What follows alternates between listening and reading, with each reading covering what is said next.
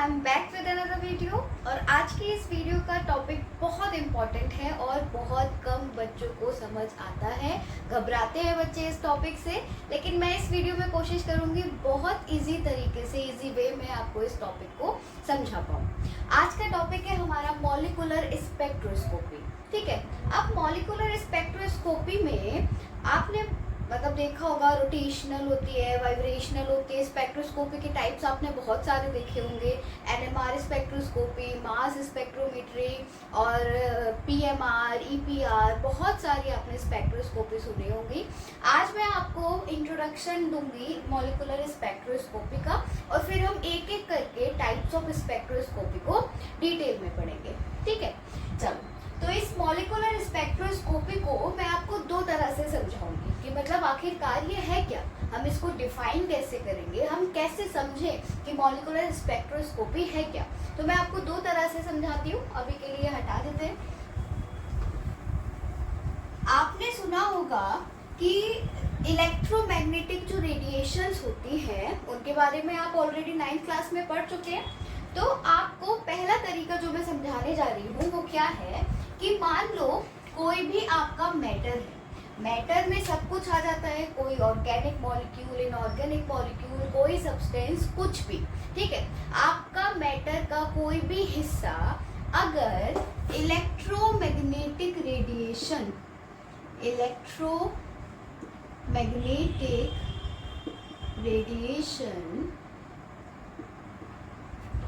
में से किसी भी टाइप की रेडिएशन को या तो एब्जॉर्ब करता है या एमिट करता है, तब हमें एक स्पेक्ट्रा मिलता है जिसे हम इस पूरी प्रोसेस को हम स्पेक्ट्रोस्कोपी कहते हैं। अब वो क्या रहा है, सबसे पहले इस इलेक्ट्रोमैग्नेटिक रेडिएशंस को देखते हैं कि भाई कौन कौन सी टाइप की इलेक्ट्रोमैग्नेटिक रेडिएशंस होती है। देखो, इसका ना एक पूरा ऑर्डर होता है, चाहे आप इंक्रीजिंग फ्रीक्वेंसी के वे में कह लो, इंक्रीजिंग एनर्जी के वे में कह लो, या डिक्रीजिंग वेवलेंथ के वे में कह सकते हो आप। चलो, तो इलेक्ट्रोमैग्नेटिक रेडिएशन का मैं आपको वो बताती हूँ, ऑर्डर क्या होता है। कॉस्मिक रेज, ये सब आपकी इलेक्ट्रोमैग्नेटिक रेडिएशंस है। ठीक है, इधर आपका रेडियो वेव्स, देन आपकी आई गामा रेज, देन आपकी आई माइक्रोवेव रेज, देन आपकी आई एक्स रेज, यहाँ आई आपकी आई आर, और ये आई आपकी यूवी एंड विजिबल रीजन। ये आपकी टाइप्स ऑफ इलेक्ट्रोमैग्नेटिक रेडिएशंस हैं। अब इसमें आपको एक चीज़ याद रखनी है कि अगर मैं कॉस्मिक रेज से रेडियो वेव्स की तरफ जाती हूँ तो एनर्जी डिक्रीज करती है। इस कॉस्मिक रेज की जो आपकी एनर्जी है वो क्या है, मैक्सिमम है। इसी को मैं और क्या कह सकती हूँ, एनर्जी डायरेक्टली प्रोपोर्शनल होती है फ्रीक्वेंसी के। ठीक है, तो अगर एनर्जी मैक्सिमम है तो फ्रीक्वेंसी भी क्या है, मैक्सिमम है। और जो आपकी एनर्जी है वो वेवलेंथ की होती है इनवर्सली प्रोपोर्शनल। तो आप इसे और क्या कह सकते हो कि अगर एनर्जी मैक्सिमम है तो आपकी जो वेवलेंथ है वो क्या होगी, मिनिमम होगी। सिमिलरली वो जो आपकी रेडियो वेव्स हैं इसका जस्ट अपोजिट हो गया। कॉस्मिक रेज की जो एनर्जी है वो मैक्सिमम है, तो आपकी जो रेडियो वेव्स हैं उनकी जो एनर्जी है वो क्या है, मिनिमम है। और मैं कह सकती हूँ फ्रीक्वेंसी क्या है, मिनिमम है। और क्या कह सकती हूँ, जो वेवलेंथ है आपकी, जिसे हम लैम्डा से डिनोट करते हैं, वो क्या है, मैक्सिमम है। तो आपको ये दो चीज़ बहुत अच्छे से याद कर लेनी है कि अगर मैं कॉस्मिक रेज से रेडियो वेव्स की तरफ जाऊंगी तो मेरी एनर्जी डिक्रीज करेगी, और अगर मैं रेडियो वेव्स से कॉस्मिक रेज की तरफ आऊंगी तो वेवलेंथ डिक्रीज करेगी। ठीक है, अब कॉस्मिक रेज के बाद गामा रेज हैं, एक्स रेज हैं, यूवी रीजन और विजिबल रीजन है, आईआर यानी कि इंफ्रारेड रीजन है, माइक्रोवेव रीजन है, और आपका रेडियो वेव्स हैं। अब यहाँ आपको मॉलिक्यूलर स्पेक्ट्रोस्कोपी में जो सबसे ज़्यादा काम आने वाले हैं, एक तो है आपका इंफ्रारेड, एक है आपका माइक्रोवेव और एक है आपका यूवी एंड विजिबल। ये 3 रीजन आपके काम आने वाले हैं मेजरली मॉलिक्यूलर स्पेक्ट्रोस्कोपी में।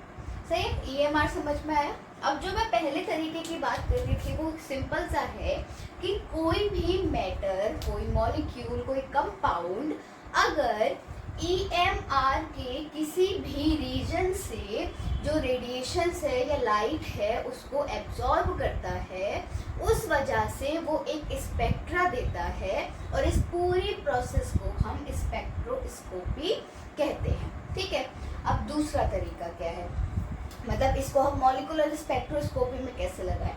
अब मैटर हटा दो, हम कहेंगे कि अगर कोई मॉलिक्यूल है, अब ये जो H2O मॉलिक्यूल है ये EMR रेडिएशंस में से किसी भी एक रेडिएशन की फ्रीक्वेंसी को एब्जॉर्ब करे और उसकी वजह से इस मॉलिक्यूल से एक हमें स्पेक्ट्रा मिले, तो इस पूरी प्रोसेस को हम मॉलिक्यूलर स्पेक्ट्रोस्कोपी कहेंगे।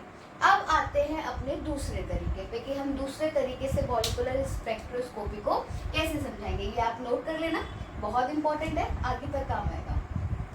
अब देखो, दूसरी तरह से हम मॉलिक्यूलर स्पेक्ट्रोस्कोपी को कैसे समझेंगे कि कोई भी मॉलिक्यूल जब एक एनर्जी लेवल से दूसरी एनर्जी लेवल पर ट्रांजिशन करता है, ट्रांजिशन करने का मतलब है अपनी जगह बदलता है। ठीक है, तो कोई भी मॉलिक्यूल जब एक एनर्जी लेवल से दूसरी एनर्जी लेवल पर ट्रांजिशन करता है, उसकी वजह से हमें जो स्पेक्ट्रा मिलता है, उस पूरी प्रोसेस को हम मॉलिक्यूलर स्पेक्ट्रोस्कोपी कहते हैं। ठीक है, अब हुआ क्या, साइंटिस्ट ने एज्यूम करी कि भाई बहुत सारी एनर्जी लेवल्स होती हैं जिन पर ट्रांजिशंस होते रहते हैं। आप एनर्जी लेवल्स को ऐसे समझो जैसे सीढ़ियाँ होती हैं, हम जो जीना चढ़ते हैं वो जैसे नीचे एक सीढ़ी है, फिर ऊपर, फिर ऊपर, फिर ऊपर, इस तरीके से सीढ़ियाँ होती हैं। तो इसी तरीके से लेवल्स होती हैं, सबसे नीचे वाली लेवल ग्राउंड लेवल, देन उसके ऊपर हायर एनर्जी लेवल, उसके भी ऊपर और ज़्यादा हाई एनर्जी लेवल, इसी तरीके से आपकी लेवल्स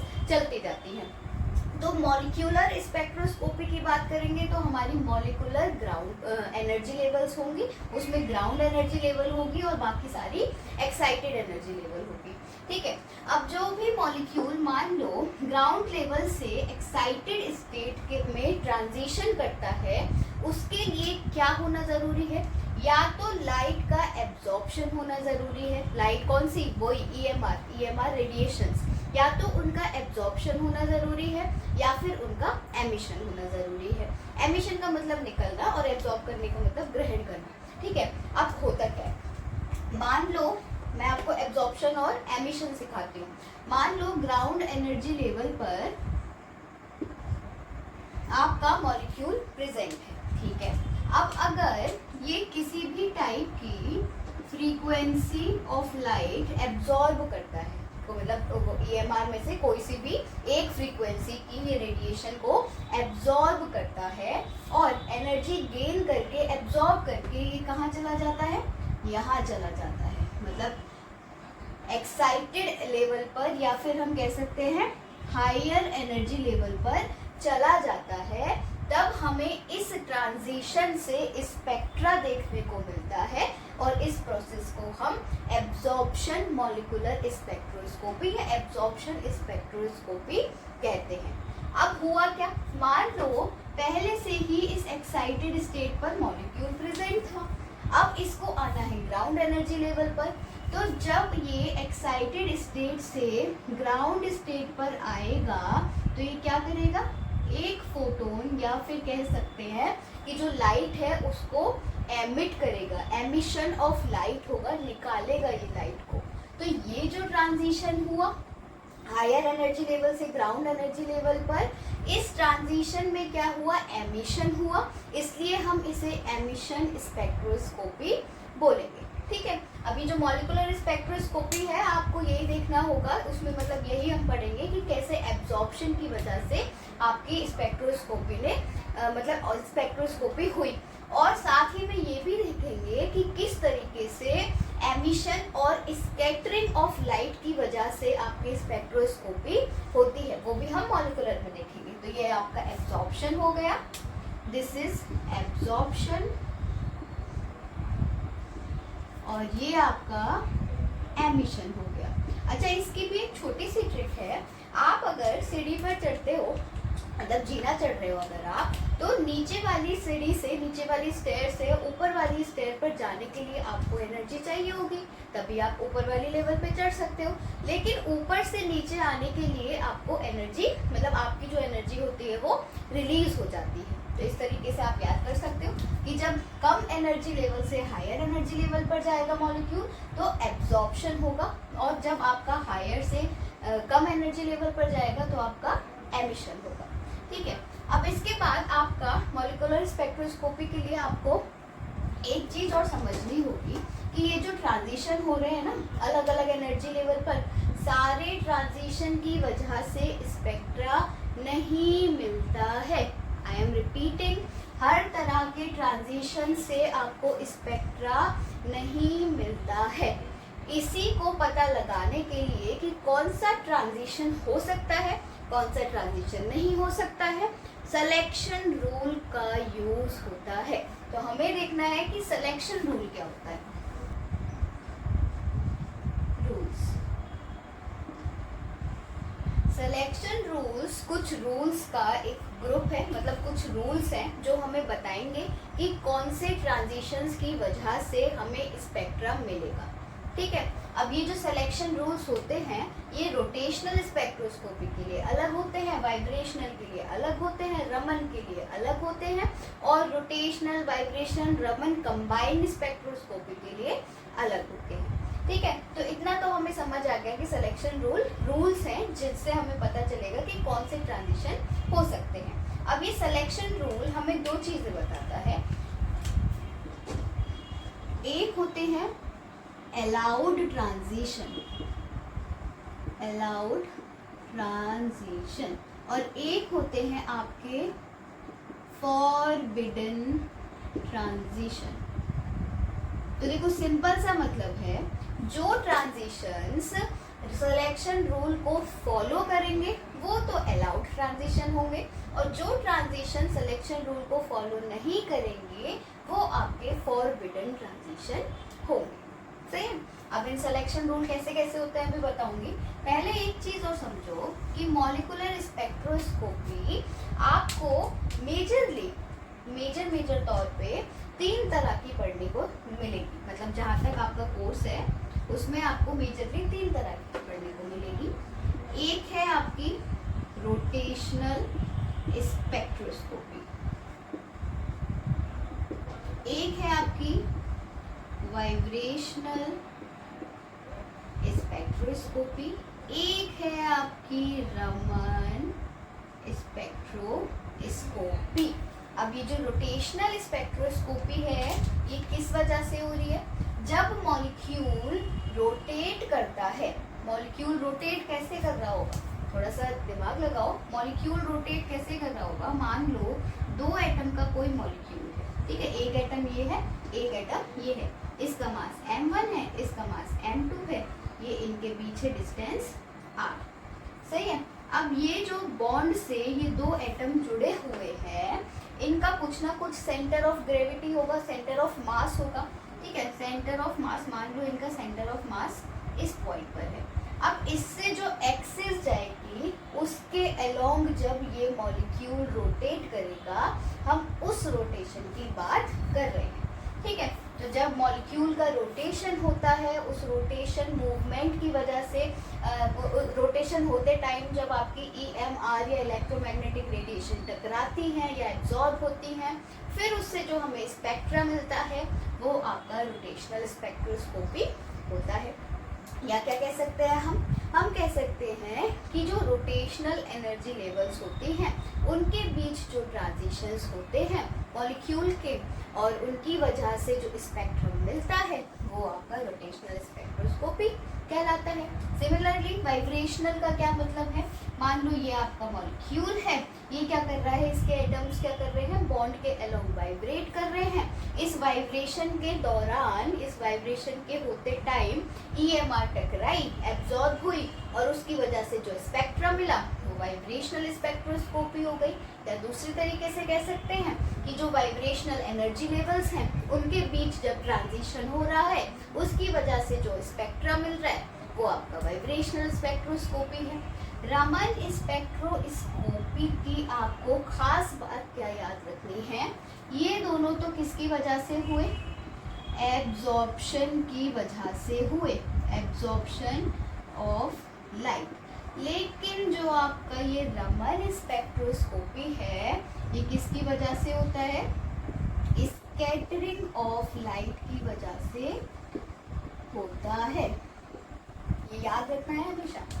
ठीक है, अब देखो सिलेक्शन रूल सबके लिए अलग अलग होते हैं। अगर मैं रोटेशनल की बात करूं, अच्छा एक और चीज समझते हैं पहले छोटी सी, ये जो रोटेशनल स्पेक्ट्रोस्कोपी है, जो ईएमआर की इतनी सारी रीजन्स थे इलेक्ट्रोमैग्नेटिक रेडिएशन के, रोटेशनल स्पेक्ट्रोस्कोपी कौन से रीजन में होती है, माइक्रोवेव रीजन में होती है। ठीक है, वाइब्रेशनल कौन से रीजन में होती है, आईआर रीजन में होती है, मतलब इंफ्रारेड रीजन में। और जो रमन स्पेक्ट्रोस्कोपी है वो किस में होती है, विजिबल रीजन में होती है, या आईआर रीजन में भी हो जाती है।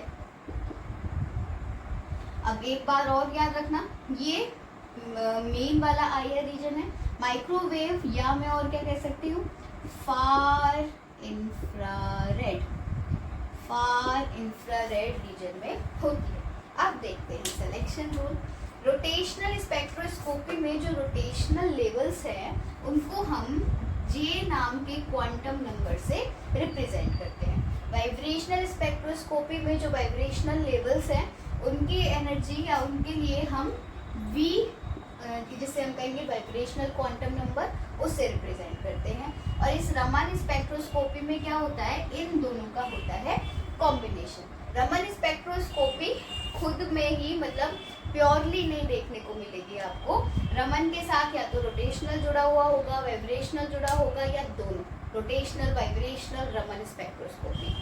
तो जो आपका सिलेक्शन रूल है रोटेशनल स्पेक्ट्रोस्कोपी के लिए वो होता है डेल्टा जे इक्वल्स ±1।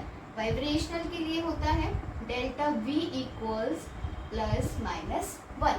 रमन में अगर आपकी रोटेशनल रमन है तब आपका जो सिलेक्शन रूल होता है वो क्या होता है, delta J is equals to 0 और ±2।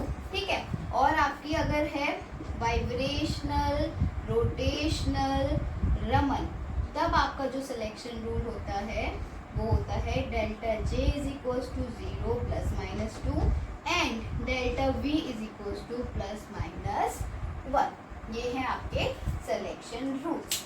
अब देखो इन सिलेक्शन रूल से मैंने आपको बताया कि जो ट्रांजिशन सिलेक्शन रूल फॉलो करेगा उसी को हम अलाउड ट्रांजिशन कहेंगे, या उसी ट्रांजिशन से हमें स्पेक्ट्रा मिलेगा। ठीक है, अब मैं इससे समझाती हूँ आपको। मान लो मेरे पास है रोटेशनल लेवल्स। ठीक है, थोड़ा सा इसको क्लीन कर देती हूँ, यहाँ से हटा देती हूँ। मान लो मेरे पास है रोटेशनल लेवल्स, इस तरीके से रोटेशनल लेवल है ये। इसके लिए j बराबर 0 है, j बराबर 1 है, j बराबर 2 है, एक और ले लेती हूँ मैं, j बराबर 3 है। ठीक है, इतना है। अब मान लो ट्रांजिशन हो रहा है 0 से 1 तक, एक ट्रांजिशन हो रहा है 0 से 2 तक, एक हो रहा है 1 से 2 तक, और एक हो रहा है 1 से 3 तक। ये 4 तरीके के ट्रांजिशंस हो रहे हैं। अब इसमें हम कैसे पहचानें कि भाई कौन से ट्रांजिशन से हमें स्पेक्ट्रा मिलेगा, कौन से नहीं मिलेगा। सिंपल सी चीज़ है, हमें पता है रोटेशनल में ये है सिलेक्शन रूल, इसके अकॉर्डिंग ट्रांजिशन होना चाहिए। अब इसके अकॉर्डिंग ट्रांजिशन होने का मतलब है या तो 0 से 1, अब इससे 0 से 1 के बीच जो एनर्जी गैप है यानी कि डेल्टा जे है वो क्या आया, प्लस का 1 आया, आ गई वैल्यू, मतलब ये वाला ट्रांजिशन हो सकता है। अब मैं देखूँ 0 से 2 वाला, इसके लिए जो डेल्टा जे आया वो क्या आया, 2 आया, 2 - 0 है ना, तो मतलब ये ट्रांजिशन तो नहीं हो सकता रोटेशनल में, क्योंकि ±1 आना चाहिए था। अब इसमें क्या हो रहा है, 1 से 2 पर जा रहा है, तो डेल्टा जे क्या हुआ, 2 - 1 यानी कि 1, तो ये तो हो सकता है। 1 से 3 जा रहा है, ये नहीं हो सकता।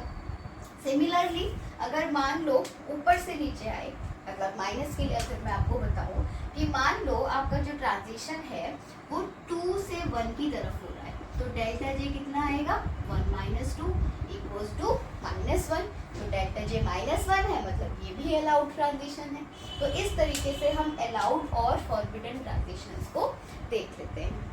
तो ये आपका पूरा बेसिक इंट्रोडक्शन था। आई होप मैं इसी तरीके से आपको समझा पाई हूँ। आपको कोई भी क्वेरी हो आप मुझसे कमेंट सेक्शन में पूछ सकते हैं। लेक्चर ऑलरेडी लंबा हो गया है और अगर मैं इनको डीप में समझाऊंगी तो बहुत लंबा हो जाएगा। तो मैं अगली वीडियो में आपको रोटेशनल सेपरेटली एक बड़ी वीडियो में समझा दूंगी, वाइब्रेशनल की एक अलग वीडियो बना दूंगी, रमन की अलग बना दूंगी। So that's all for this video. I hope video समझ आया होगा और पढ़ाई करते रहो। Bye bye.